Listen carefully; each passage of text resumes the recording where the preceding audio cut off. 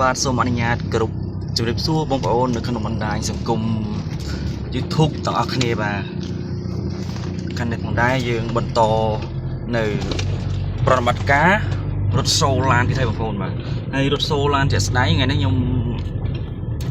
មានចំនួន3ឡានបងប្អូន3ឡាន2ឡានទៀតគាត់នៅខាងមុខបាទខាងមុខខ្ញុំសេរីខ្ពស់បាទឡានសេរីខ្ពស់នៅខាងមុខហើយណាមួយខ្ញុំជាអ្នកផលិតវីដេអូគឺខ្ញុំជីក្រោយគេស្រុកខ្ញុំថតសកម្មភាពបាទដើម្បីចែកជូនបងប្អូនទាំងអស់គ្នាបានទស្សនាកំសាន្តទាំងអស់គ្នាបាទហើយឥឡូវយើងនៅលើផ្លូវលំនេះយើងលាក់ទីដើមបងប្អូនបាទហើយមួយទៀតទូរស័ព្ទខ្ញុំកាន់ដៃបាទកាន់ដៃតែនៅផ្លូវលំអីទេបាទវាអី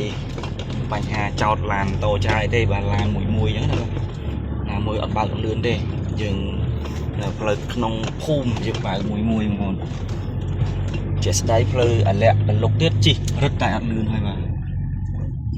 ហើយនេះគឺជាសកម្មភាពពួកខ្ញុំធ្វើដំណើររថសូនេះគឺចង់បងប្អូនមើលនៅ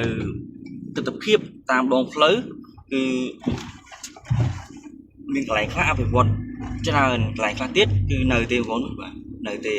មិនទាន់អភិវឌ្ឍដុំអីទេគឺនៅស្អាតបាទឡើយទេបាទនៅព្រៃច្រើនណាបងប្អូនបាទព្រៃច្រើនបងប្អូននោះពីឡាននៅមុខបាទពីឡានទៀតនៅមុខហើយបងប្អូនអធិស្ឋានផងដោយសារតែវីដេអូយើងគឺរៀលថតរៀលយកតែម្ដងណាដល់ពេលថតរៀលអញ្ចឹងទៅគឺធ្វើឲ្យវីដេអូយើងវា quality មិនសូវល្អទេវាមានការរលាក់រលុកច្រើនបងប្អូនបាទតែខ្ញុំនឹងព្យាយាមនិយាយឲ្យបានក្បោះក្បាយរៀបរាប់ពីស្ថានភាពផ្លូវបាទនឹងបរិយាកាសនៅតំបន់នេះបាទថ្ងៃនេះមេឃស្លាស់ល្អបាទមេឃស្លាស់ល្អយើងធ្វើដំណើរនៅក្នុងភូមិចេះមានអារម្មណ៍ថាដូចនៅស្រុកភូមិយើងនៅស្រុកកំណើតយើងបងប្អូន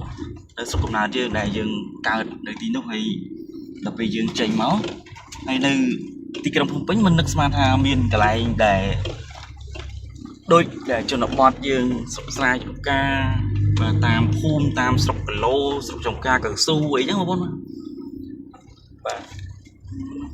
ផ្សេងមែនតើបងប្អូនលើលំនេះមានព្រៃប្រឹក្សាច្រើនហ្នឹងប្រឹក្សាច្រើនមិនទាន់បានឈូសឆាយកាប់កោះអីទេបាទនេះហើយវីដេអូយើងគឺមានតែថតតាមផ្លូវបាទថតតាមផ្លូវតាមអីចឹងបាទ